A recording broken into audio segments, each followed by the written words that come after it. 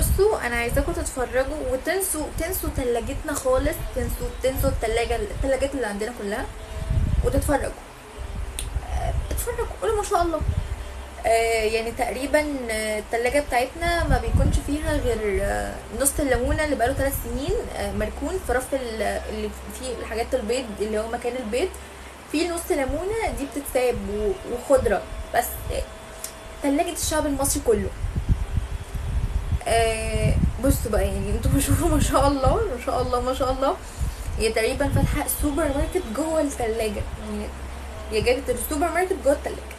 اتفرجوا. اللي يشوف تلاجات الناس يحزن علينا تلاجتنا والله.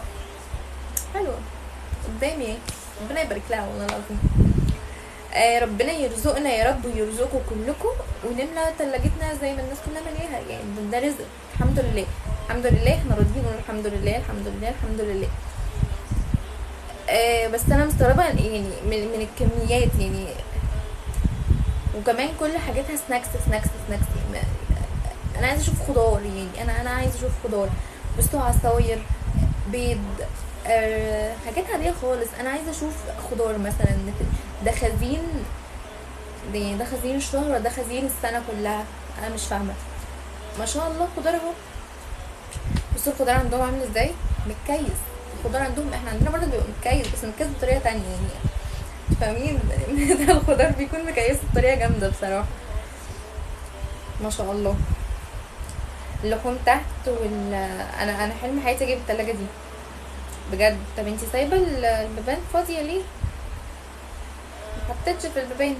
بصوا دي بردك هتملاها سناكس، يعني ما تقريبا بياكلوا سناكس بس. انا مش فاهمه ايه ده يعني. بصوا كلهم حاجات اللي هي سناكس. ايه يا اختاه، انتي فاتحه طيب بتدي دروس طيب ولا ايه؟ انا مش فاهمه يعني. بصوا ده كاندي ومصاصه. ايه ده بقى؟ واوريو.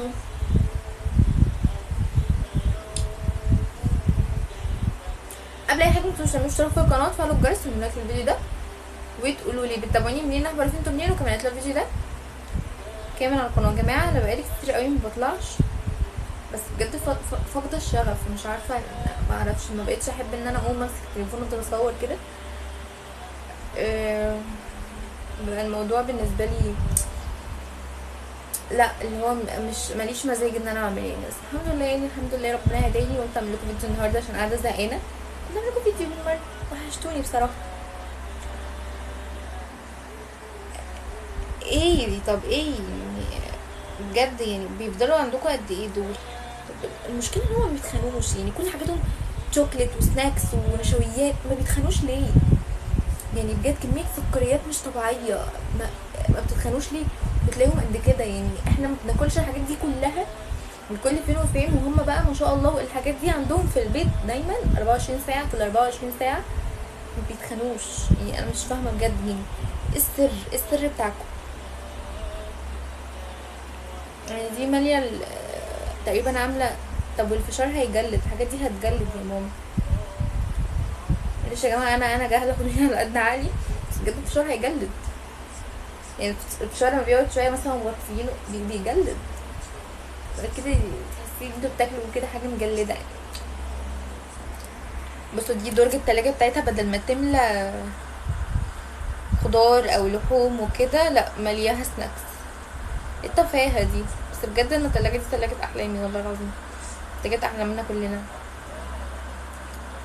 احنا تلاجاتنا الشعب المصري بتبقى مليانه حاجات مفيده يعني، مش حاجات اللي هي الهبله دي. في حاجات هبله قوي يعني، انا مش لازم، والله مش لازم. ايه املى التلاجة بتاعتي بسكويت وشوكولاته ومصاصه؟ ايه ده؟ ايه التفاهه دي؟ ايه التفاهه دي؟ فاتحاها فلين وبرك يعني ولا ايه؟ مش فاهمه. بصوا